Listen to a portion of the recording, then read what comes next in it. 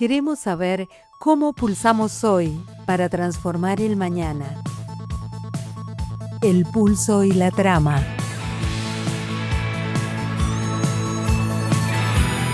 Buenas, buenas. Acá estamos en el 9º episodio del podcast El pulso y la trama. Hoy recibimos en nuestra hermosa sala Brian Ledesma, especialmente adaptada para la grabación de este podcast, a una eminencia en lo que refiere a la comunicación popular. Él es comunicador y docente de la UBA, de la UNPAS y la Universidad Nacional de Córdoba. También fue uno de los fundadores de la mítica radio porteña FM La Tribu, la radio comunitaria. Le damos la bienvenida a Ernesto Lamas. Bienvenido. ¿Qué tal? Muchas gracias. Gracias por venir. Bueno, si me permitís, me gustaría comenzar leyendo un pequeño fragmento, no tan pequeño, que está en la introducción de tu libro Lo ancestral funciona. Ok. Vamos con eso. Vamos.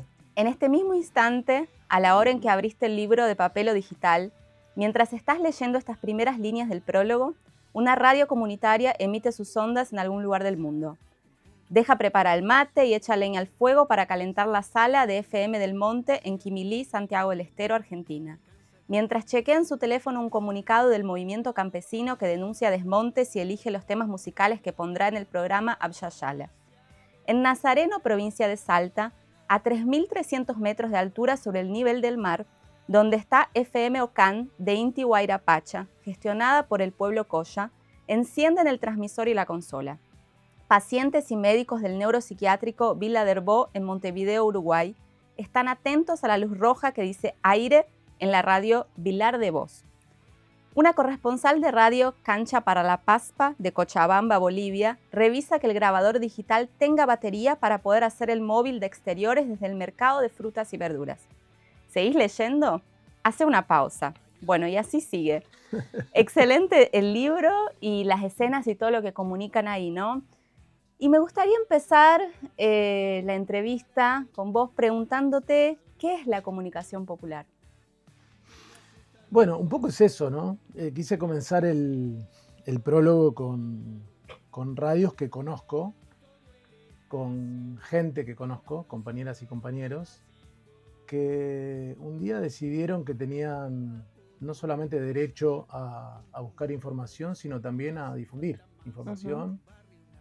Y no solo información, culturas, voces, una lengua, música, encuentros, y que eligieron a la radio porque es un medio de comunicación económico, es un medio versátil, es para mí el medio más plural.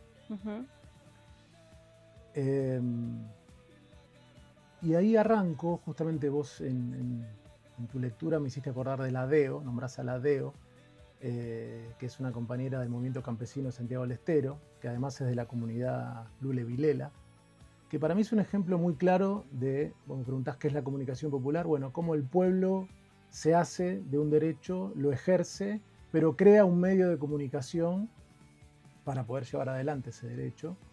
Y el movimiento campesino para mí siempre ha sido un ejemplo para mirar y además es una buena manera de contar qué es la comunicación popular.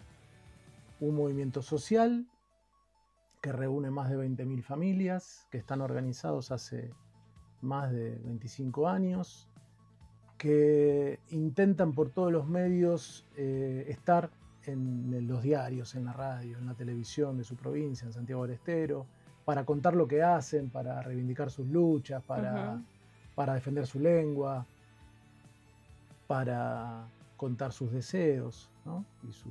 y sus problemas. Y nunca lograban tener un mínimo espacio en los medios de comunicación. Discutieron mucho qué hacer, si mandar gacetillas, si hablar mano a mano con los periodistas, si hacer una radio abierta en la plaza. Y un día dijeron, no, vamos a crear nuestros propios medios. Y dentro de todos los medios posibles, los medios escritos no los convencían porque muchos compañeros campesinos no sabían leer, ¿no? Sí. Entonces, la radio era más accesible. La radio pareció como, todos escuchamos radio, ¿no? Y la radio está en todos lados y tiene una zona de cobertura y se la puede escuchar en el monte, se la puede escuchar en el pueblo, en la ciudad. Y empezaron creando una radio, que es la radio FM del Monte, en Quimilí, y le fue muy bien. Empezaron a dialogar con el pueblo de otra manera, porque antes los veían como los campesinos que hacen quilombo, que toman tierras o que defienden las Claro. tierras de una manera a veces enfática, ¿no? Y poniendo el cuerpo. Propositiva también, ¿no? Positiva. Propositiva, digo, propositiva. Sí, claro, sí, ellos tenían en sus congresos permanentemente, hacían propuestas para discutir y para explicar por qué tienen derecho a la tierra, ¿no? Y en algunos casos de propiedades ancestrales, aunque no tengan los papeles, pero viven ahí de sus familias desde hace 200 y 300 años. Sí. Y a veces llega algún terrateniente a reclamar que ese parcela. pedazo de tierra es suya. Pero bueno, no me quiero ir mucho por el movimiento campesino y todas sus luchas, que quienes vean y escuchen este video podcast van a poder googlear, pongan Mocase y van a encontrar historias hermosas. Pero la cosa es que le fue bien con una radio en Quimilí, y entonces crearon otra a 100 kilómetros en Tintina, y después otra en Pinto, y otra en Monte Quemado, y otra en Ojo de Agua, y otra en Las Lomitas. Crearon 6 radios, Sí. ¿no? Y armaron una red. Bueno, para mí eso es la comunicación popular. Campesinos y campesinas, pueblos originarios, que deciden tomar la palabra, crear un medio de comunicación para expresarse, y no solamente para bajar línea, como se dice, ¿no? Sino también para contar sus realidades, su historias, vida cotidiana. pasar su música, encontrarse con la comunidad de otra manera. Y la comunicación popular tiene como muchas tradiciones, ¿no? En América Latina hay una tradición muy fuerte vinculada con la Iglesia Católica, que creó muchas radios comunitarias, muchas radios populares, se llamaban, o educativas, en los años 40, 50. Mirá, no tenía ese dato. Claro, de las primeras radios que surgieron. Hay una que es siempre contada porque es pionera, que es la radio Sutatensa, de un curita en Colombia que iba a alfabetizar a caballo, y como se dio cuenta que no iba a lograr su objetivo, que era que el pueblo esté alfabetizado, descubrió que con la radio lo podía hacer con mucho más impacto, incidencia. Sí. Y bueno, fundó una radio, la radio Sutatensa, y repartieron, siempre se cuenta esa historia que a mí me parece espectacular, repartió cientos y cientos de radioreceptores a las comunidades. Claro, porque si está emitiendo un mensaje y la gente no tiene que escucharlo, ¿no? Claro, pero escuchate esta, Diana, es buenísima. Repartía radios que tenían clavado el dial en la radio Sutatensa, no lo podías mover. Entonces, claro, la eran tenían radios clarísima. de audiencia cautiva, ¿no? Los campesinos y los pueblos de la zona donde llegaba Sutatensa querían ver si había posibilidad de moverlo. Claro. No, era el dial clavado, tenía la audiencia cautiva. Bueno, esa es una radio que después hizo historia y se fundaron muchas radios educativas a partir de esa. Al mismo tiempo se fundaban las radios de los mineros en Bolivia, entonces toda otra tradición de radios de trabajadores y trabajadoras.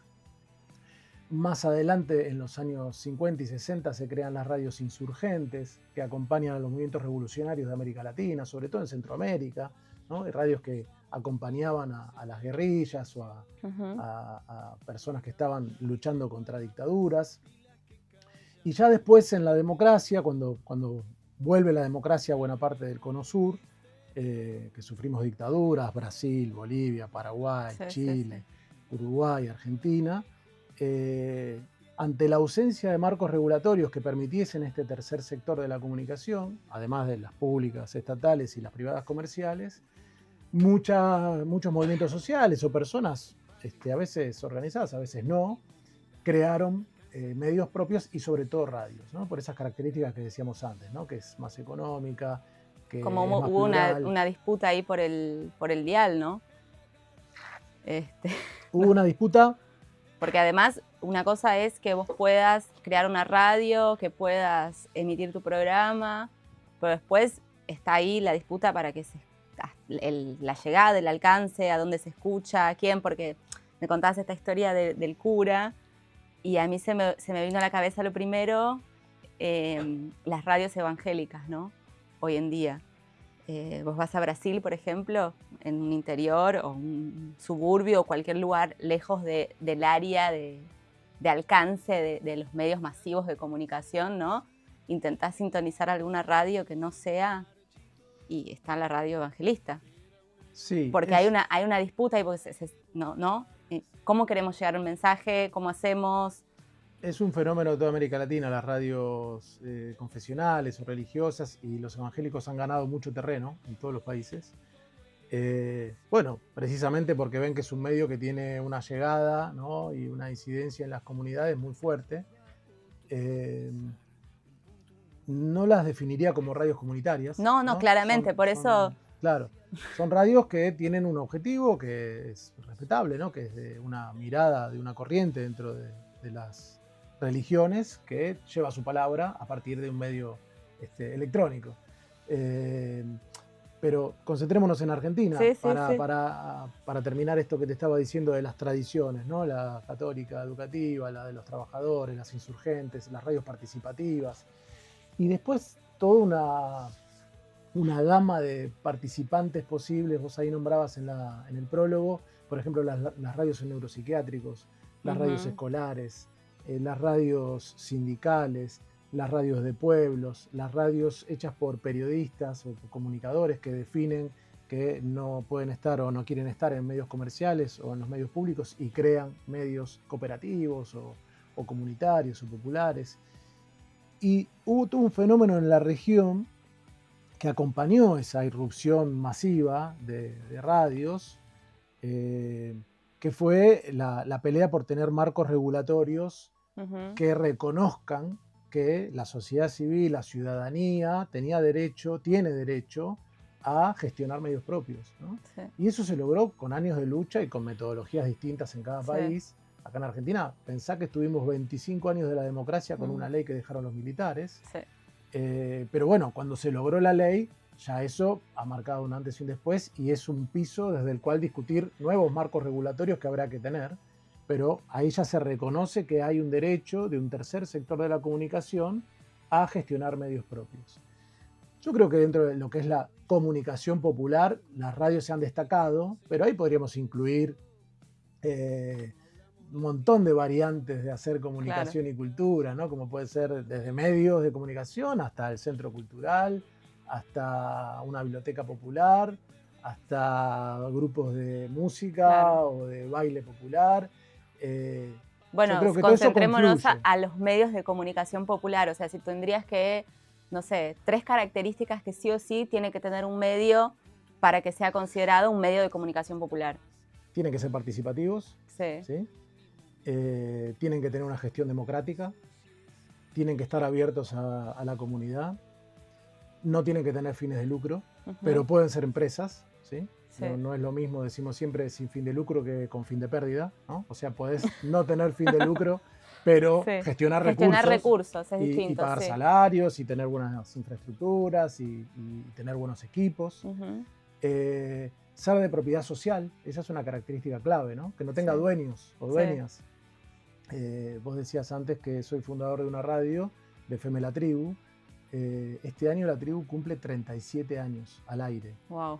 Y una de las cosas que a mí más orgullo me da, voy mucho a La Tribu, de hecho estoy haciendo un programa todos los miércoles de 14 a 16, ¿A qué vinimos? Por FM La Tribu. ¿A qué vinimos? ¿A qué vinimos? Y una característica que ha tenido la radio, de la cual me siento muy orgulloso, es eso, ¿no? Que no tiene dueños, que no tiene dueñas. Y han pasado muchas generaciones en la gestión de la radio. Y eso es lo que la mantiene viva y cada vez más linda además. Yo llego ahí y digo, uy, qué bien que está esta radio, ¿no? Yo me acuerdo mi primer práctica de la carrera, tipo primer cuatrimestre en la cátedra de folclore, fuimos a hacer una observación a FM La Tribu, así que... Mirá. Y me acuerdo perfectamente todo. ¿Y qué te pareció? Increíble, un lugar revolucionario. Bueno, eso, pensá que surgió impulsada por estudiantes universitarios de comunicación que con total impunidad y deseo, dijimos, vamos a armar nuestra radio, tenemos derecho a hacerla. Lo que más nos importaba era pasar música, porque no sonaba en otros lados, y también creíamos que desde la comunicación podíamos cambiar el mundo, ¿no? Que los partidos políticos habían entrado en crisis, muchos de nosotros veníamos de ser militantes en partidos de izquierda, en el peronismo de izquierda, en el Partido Intransigente, en el Partido Comunista, en los radicales de izquierda. Éramos un frente amplio en la carrera de comunicación que se llamaba Santiago Pampillón, y que veíamos cómo los partidos entraban en una crisis de representación y de debates y de internas. En esa época además estaba terminando el alfonsinismo, empezando el menemismo, había caído el muro de Berlín, Claro. y eso también generó una crisis, ¿no?, en Sí. las discusiones.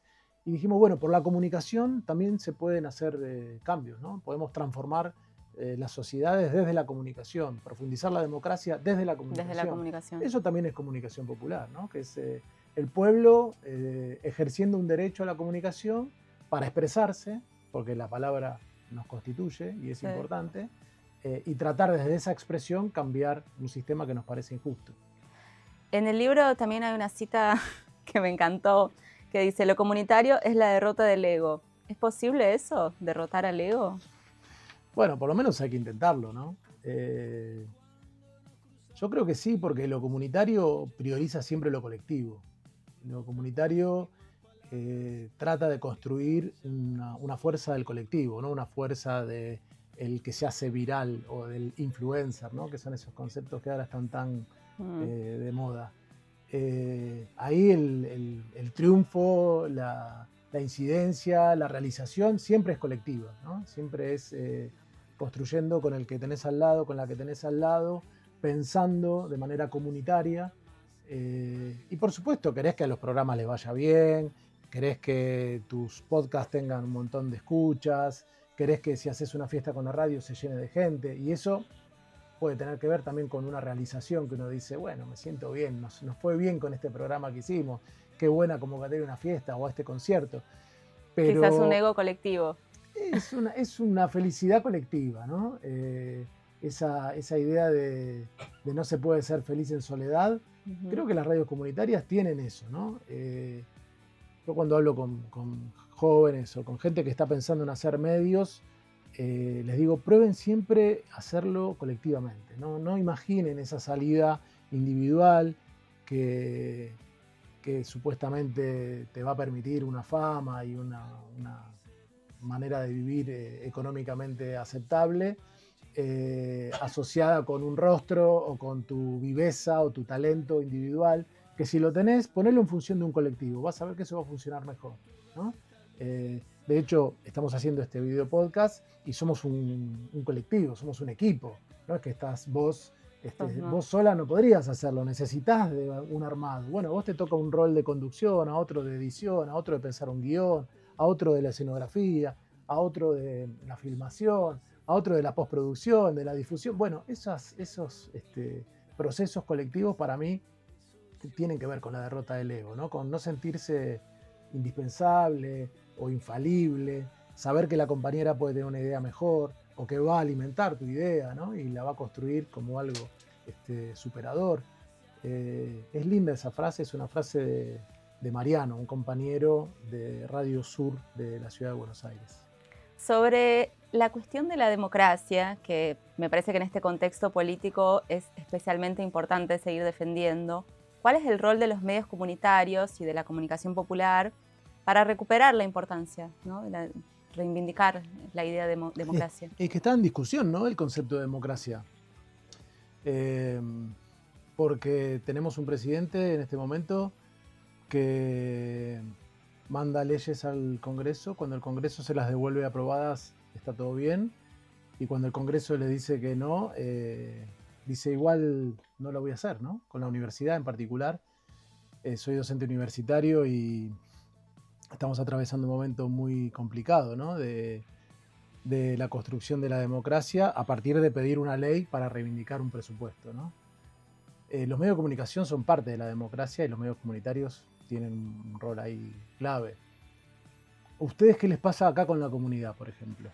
Claro, a mí me parece que, o sea, nos pasa es que hay un vaciamiento, ¿no?, de ocupar los espacios, de que podemos ser emisores de ciertas ideas, conceptos de lo que nos pasa en lo cotidiano, porque la pregunta venía atrelada en cómo hacemos esto, ¿no?, en un mar de algoritmos, en la cuestión de la avalancha de las redes sociales, porque según mi entender es parte de la problemática que estamos teniendo con la poca democratización. No sé si democracia tanto es el concepto, sino más bien la democratización, ¿no?, que incluye también la cuestión de la participación en el espacio público. Es que eso, ¿no?, te iba a decir, democracia quizás nos quieren acostumbrar a que sea ir cada 2 años a delegativa, votar, ¿no? Ir a votar a alguien y después, bueno, ver qué onda y que se ocupe el Congreso, o los congresos provinciales o las legislativas locales.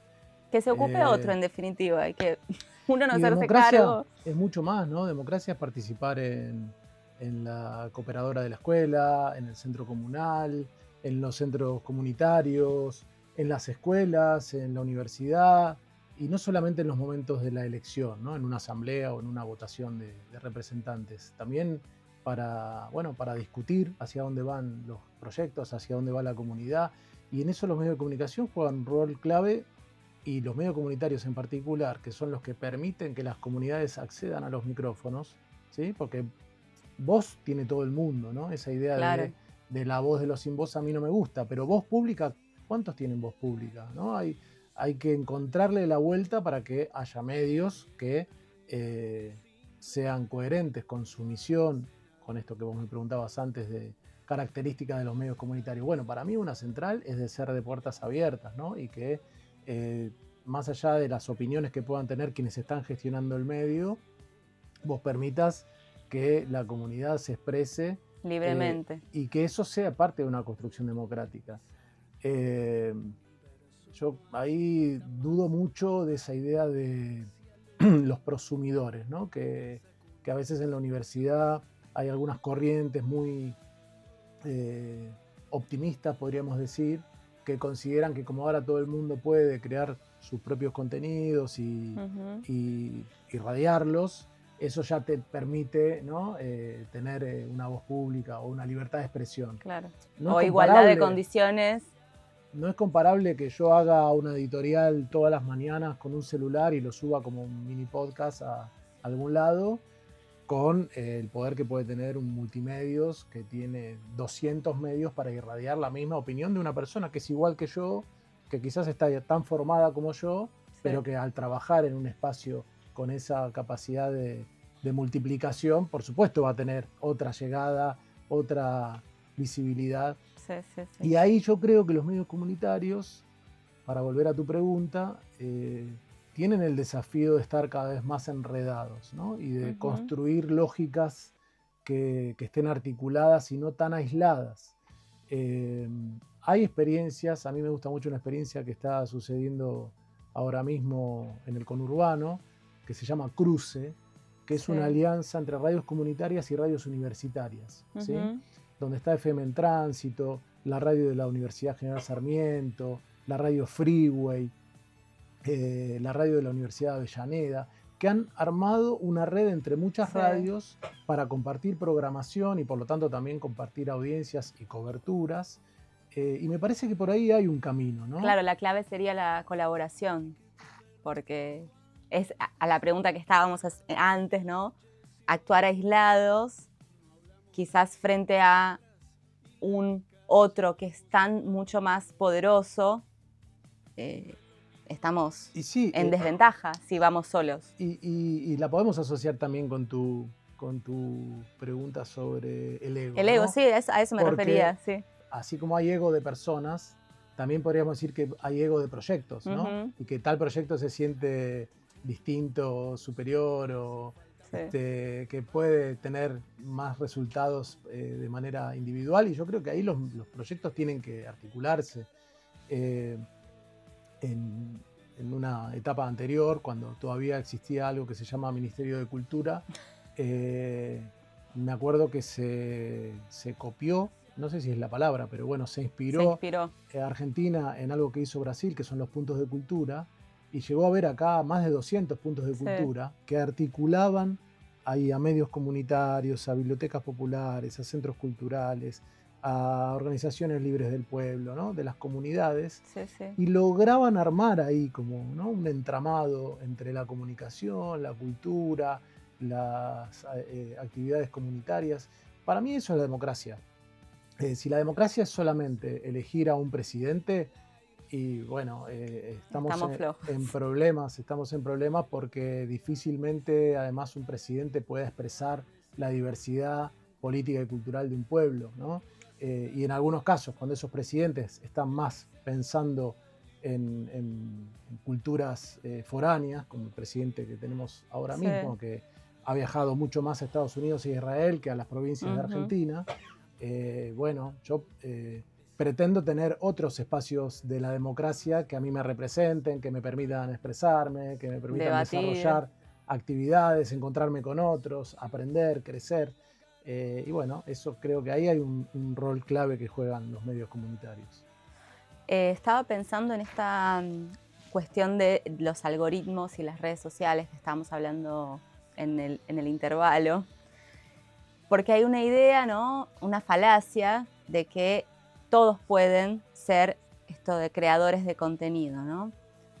Pero por detrás hay intereses económicos, hay algoritmos que son guiados por grandes corporaciones y en definitiva no todos. O sea, todos pueden emitir, pero esa voz no llega a todos y si quiere que llega es moldeada, ¿no? Pienso en la cuestión de la duración de los reels en Instagram, los creadores de contenido que salen a decir, bueno, para que tu contenido sea visto tenés que hacer esto y esto y esto, ¿no? ¿Qué pensás sobre esto? O sea, primero del término Sí. creadores de contenido, primero quiero escuchar tu opinión sobre eso, y después de cómo manejarnos en este universo. Sí, a mí no me gusta enojarme con los consumos populares. No, no me parece que sea un camino adecuado ponernos en un lugar que puede terminar siendo elitista, aunque no querramos, ¿no? Ujú. Acerca de qué está bien ver y no ver, cómo organizar los vínculos con contenidos de cada persona. Sí me parece que hay que poner en cuestión y en discusión una realidad que nos atraviesa, que es que hay una epidemia de soledad, ¿no? Que hay supuestamente en el momento en que más conectada está la humanidad, Ujú. porque todo el mundo accede a un teléfono llamado inteligente y entonces podés estar comunicado de manera virtual con todo el mundo. Al mismo tiempo eso nos ha ido encerrando, ¿no? en un vínculo que a veces es hasta patológico, ¿no? Sí. Con esa intromisión que tienen las empresas vía los algoritmos para engancharte de acuerdo a tus gustos, a los clics, a los me gusta que alguna vez viste. Por más que tengas la relación más sana del mundo, estás entregando todo el tiempo tus datos, ¿no? Y tu ubicación.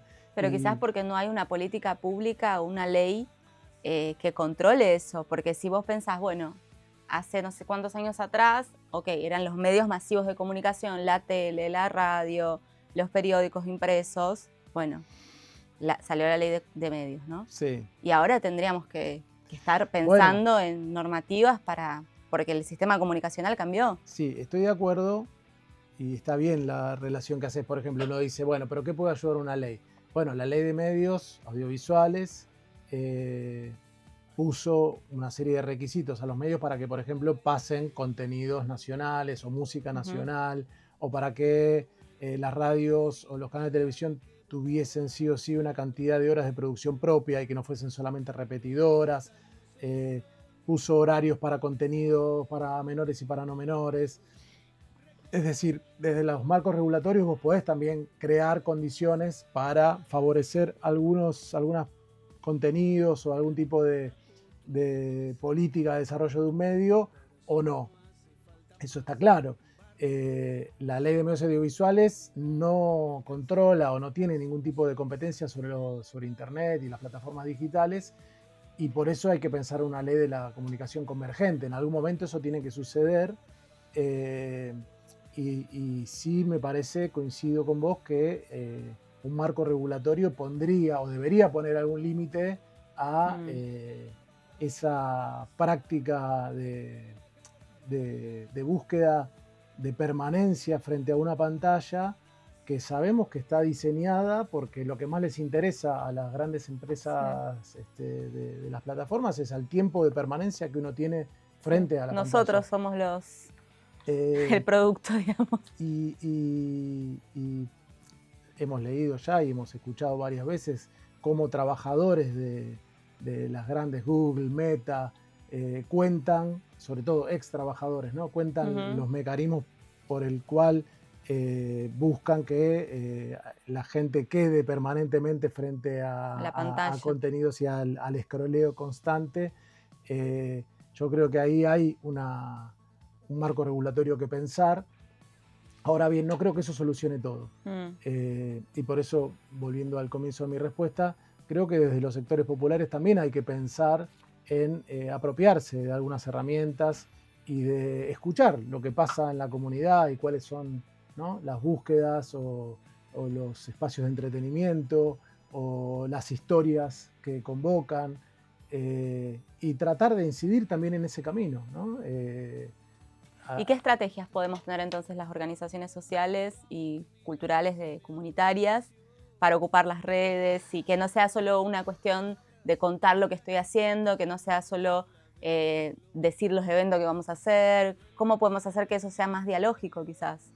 Más como una radio comunitaria. Mira, hay en otro libro que hicimos hace un tiempo con un amigo llamado Gastón Montels, que se llama Postcat, el podcast después del podcast. En el epílogo contamos la historia de una comunidad originaria de Colombia que ellos dicen comunicar es ir escuchando, ¿no? Ellos consideran que primero para la comunicación es ir escuchando, que tienen que escuchar primero antes de hablar. Yo escucharía lo que pasa, sobre todo entre los jóvenes, ¿no? ¿Qué están buscando? ¿Qué los entretiene? ¿Qué falta en la comunicación popular que ellos buscan en otro lado? Desconfío de que todo tiene que durar poco. De hecho, este video podcast va a durar media hora, 40 minutos, una hora. ¿Cuántos contenidos que están ahí disponibles y que no necesariamente son hechos por la comunicación popular, pero que son interesantes? Se me ocurre nombrar uno, no sé, Caja Negra de Julio Leiva. Sí. Son entrevistas de más de una hora, tranquilos, sentados así como estamos sentados nosotros, y tienen millones de escuchas y de visualizaciones. Entonces, yo creo que lo que importa ahí es lo que estamos contando. Y hay un montón de historias que no se están contando, ¿no? Y que cuando están bien contadas, desde el audio o desde el audiovisual, seguro que van a encontrar una interlocución. Cuando hablamos de ecosistema de medios, justamente ahí me parece que hay una de las pistas, ¿no?, de lo que estamos haciendo o deberíamos hacer, que es este híbrido en el que está todo cruzado, ¿no?, donde puede estar el audio, pero también el audiovisual, el uso de las redes sociales, no solamente con la idea de vender algo, porque nosotros no vendemos nada, pero sí de compartir lo que estamos haciendo. ¿Por qué no los medios no digitales que siguen existiendo y siguen naciendo, ¿no? Hay un proyecto que a mí me gusta mucho, que es la revista Crisis, que deciden sacarla en papel y tienen 5.000 suscriptores que pagan una suscripción anual y hacen su revista en papel, y les llegan las 5.000 revistas a 5.000 hogares. Y además también hacen un programa de radio, hacen un podcast, tienen su newsletter, tienen una plataforma web. Bueno, ahí hay una pista, ¿no? No creo que haya que quedarse sí o sí en una de los soportes para hacer comunicación. Y después sí tenés medios nativos digitales que también hacen comunicación popular. Un gran ejemplo para mí, vos capaz que lo conocés porque viviste mucho en Brasil, que es Media Ninja. Sí. Media Ninja nació como un medio haciendo streaming cuando no existía el streaming. Claro, y difundiendo recitales alternativos, ¿no? Sí. En un proyecto anterior que se llamaba Fuera de Eje, ¿no? Fora do Eixo, que era justamente fuera del eje San Pablo, Río, sí, Brasilia. Del eje hegemónico. Y a partir de cubrir conciertos y de meterse en los conciertos y hacer coberturas desde el lugar, armaron un sitio que hoy tiene millones de seguidores y que lo hacen sobre todo basado en plataformas digitales y redes sociales, nada más, pero contando otras historias, no para hacer famoso a nadie, ni para venderte la última gaseosa, ni para promover a un candidato político, sino para la voz de un colectivo de comunicadores que se mete en los hechos y hace la cobertura desde ahí. Bueno, hay ejemplos, ¿no? Hay pistas por ahí de por dónde podríamos ir. Si yo hoy tuviese que volver a estar en un colectivo para fundar una radio, quizás no fundamos una FM con una torre, un equipo de transmisión. Seguramente no hay que ser tampoco en eso tan termo, ¿no? Y quedarse. pero hace 37 años tenía un sentido. Hoy creo que hay que indagar y buscar por otros lados. Para mí la del video podcast es una de las herramientas opción interesantes, claro, por supuesto. Porque esto, la gente que va a ver esto nos va a poder ver, pero también puede solamente escucharlo, Sí, ¿no? mientras lavas un plato, estás en el tráfico. Sabes que el final normalmente en la parte final del podcast hay unas intervenciones que las hace Eduardo Balán. Sí. Hoy, ¿Dónde está Eduardo? Eduardo no está. ¿No está? No está. Ah. Está justo en Brasil presentando nuestro proyecto en La Teia, que es un encuentro de los puntos de cultura de allá. Así que bueno, está ahí articulando con otras organizaciones. Entonces, él nos pasó esos comentarios que llegan. Ya ahí, bueno, Richard va a explicar un poco porque él va a tomar el lugar de Balán hoy. Así que vamos a dar la bienvenida a Richard. Bueno, ¿cómo andan? ¿Todo bien? ¿Qué hace Richard? ¿Todo bien? Buenas, Tanto tiempo. Richard. Bien. Bueno, tuvieron que traer una cara bonita para este podcast acá, así que... Estás hablando de Diana, ¿no? Te Estás venís hablando bien de vestido. Diana. No estoy hablando de mí. Ah. Estoy claramente de mí. Bueno, Te bañaste. ¿Eh? Te bañaste antes de venir. No, me puse una camisa, nada más. Nada más, una sacami.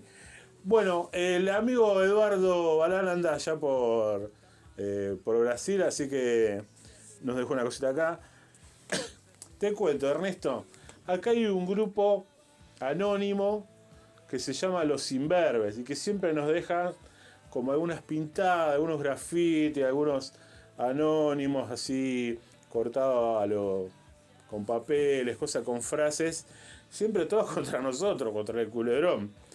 No sé si hay un encono personal, no sé si será no sé por dónde vendrá la cosa, pero siempre viene, algunas cosas polémicas, y bueno, Eduardo y varios compañeros se tomaron la molestia de ir guardando algunas cosas, sobre todo, más ahora con lo del video podcast y todo lo demás, que van surgiendo, así que te voy a leer alguna, a ver, ¿qué te parece? Los Imberbes, se llama Les Imberbes. Les Imberbes. Les Imberbes. Está bien. O sea, se adaptaron al lenguaje inclusivo. Sí, exactamente. Bien, bien. Dice, comunicación alternativa. ¿Quieren ser la segunda marca de Blender y no les da? Vayan a laburar. Dice, sin filtro. La comunicación popular de comunicación tiene poco y de popular menos. Autoindulgencia y permiso para bajar leña, nada más. Fua. Después otro más que dice, querían resolver la comunicación comunitaria con una ley, jaja, a llorar a la iglesia, dice.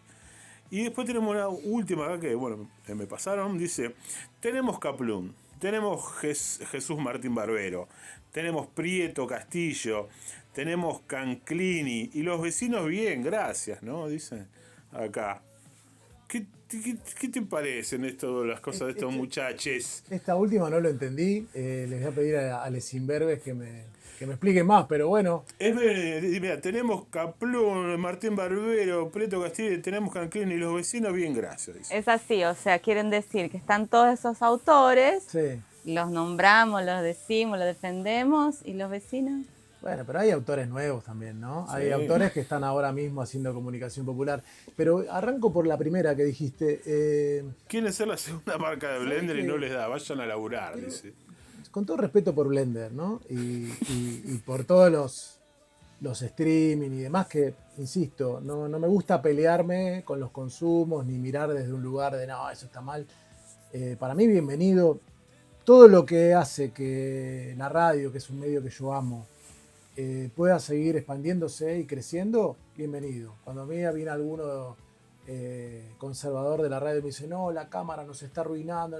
¿Por qué? Si eso convoca nuevas audiencias, bienvenida a la cámara. Si hay jóvenes que necesitan, además de escuchar, ver, porque les gusta ver la cara a Richard o a Diana, o ver el entorno, a mí no me parece mal eso. Ahora, todas esas experiencias son radio, ¿no? O sea, no hay nada nuevo ahí. Entonces, en todo caso, ellos son segundas marcas de las radios que armaron paneles, ¿no?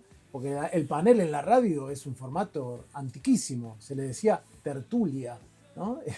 Y eran personas que en todo caso la diferencia es que estaban todas mirándose entre sí a los ojos, y la comunicación fluía de otra manera si uno se mira a los ojos, y ahora están todos mirando hacia cámaras, lo cual es bastante raro, ¿no? Como modelo para hacer comunicación, porque le están hablando a lucecitas rojas. Un profesor nuestro de la universidad decía, todo lo que se parece a radio es radio. Sí, coincido ¿sí? Con tu profe. Sí. Coincido con tu Muy profe. Entonces, no, yo creo que la comunicación popular, es más, te diría, ha sido vanguardia de un montón de formatos de la comunicación que, como se prueban ahí con mayor libertad, con un espacio de experimentación, con esa posibilidad que da el hacer la cosa de manera colectiva, cuando les ha ido bien, muchos medios comerciales han tomado las ideas. Y tengo pero infinidad de ejemplos para darte de cosas que se hicieron primero en las radios comunitarias y que después pasaron a ser parte de la radio comercial. Entonces, no, al contrario, yo creo que ¿cómo es? Dijiste el lado B, la clase B. Segunda marca, la dice segunda marca, la segunda marca son todos esos proyectos. No veo ninguna originalidad ni nada nuevo, salvo que han puesto unas cámaras y que, bueno, permite que haya muchos contenidos que son asincrónicos y que eso facilita también la escucha, ¿no? Que no está la obligación del momento, del vivo, de lo efímero, de lo fugaz, que eso es un problema, que podríamos decir, si hay una de las desventajas que tenía la radio, es que si no lo escuchaste en el momento, fuiste. En cambio, esto que estamos grabando ahora se va a poder escuchar mañana, dentro de un mes, dentro de un año, dentro de 5 años, si está ahí la plataforma todavía activa. Así que decirle a los imberbes que dejen Blender y que vengan a Conurrock, que vengan al Videopodcast, que vengan al Culebrón. ¿Y sabes qué le digo a los imberbes? Sí. A les imberbes, que propongan cosas para hacer también. O sea, que no vean a los medios como algo lejano o como algo supuestamente para licenciados, que está bien que estén los licenciados, pero también que esté el pueblo. Y Que esté vengan a la gente radio a hacer un programa. que hagan un programa de radio, que cuenten sus historias, que estoy seguro que hay un montón de historias que pueden ser contadas y que van a convocar interés y algún tipo de interlocución. Que vengan a pasar la música que les gusta, ¿no? Siguen estando abiertos estos espacios y me parece que les imberbes quizás se están provocando porque quieren tener un lugar y no se animan a pedirlo. Podría Entonces ser. les digo, vengan, háganse amigos. Bueno, y bueno, son varias, ¿no? Pero, y esta, escucha, dices, la comunicación popular de comunicación tiene poco y de popular menos. Autoindulgencia y permiso para bajar línea, nada más, dice. Baja línea todos. Para mí la objetividad en el periodismo y en la comunicación no existe. Todo el mundo baja línea. Y está bien asumir un lugar. Para mí ahí hay una valentía de los medios populares, que es saber desde dónde se habla, decirle a la audiencia desde dónde hablan, ¿no? Y no engañar con que, bueno, el periodismo independiente y todo ese verso que le ha hecho mucho daño también a la democracia, ¿no? Porque los que se llaman periodistas independientes casi siempre o siempre tienen algún tipo de interés que los respalda, que están representando, o que se les mete a algún funcionario a decirles lo que pueden preguntar y lo que no pueden preguntar. Para mí los medios comunitarios en eso son totalmente sinceros, honestos, y de entrada están diciendo, este es nuestro lugar, hablamos desde acá, estas son nuestras ideas, y bueno, reivindico eso con todo el amor y con todo lo enfático que se puede ser. ¿Se baja línea? Sí, se baja línea. Se baja una línea que está abierta a la comunidad. Y la comunidad sabe que también puede acceder para bajar la línea que le parezca. Y bueno, eso hace que estos medios sigan existiendo.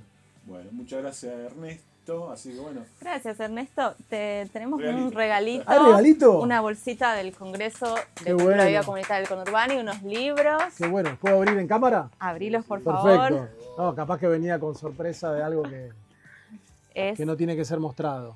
Qué bien. libro de Celio Turino, Por todos los caminos, sobre los puntos de cultura de América Latina. Ah, y justo que lo el nombramos. manual de Cómo triunfa la vida, que Qué bueno. Muchísimas esperamos gracias. tus comentarios sobre ese. Bueno, justo que hablamos de los puntos de cultura, qué Justo. interesante esto.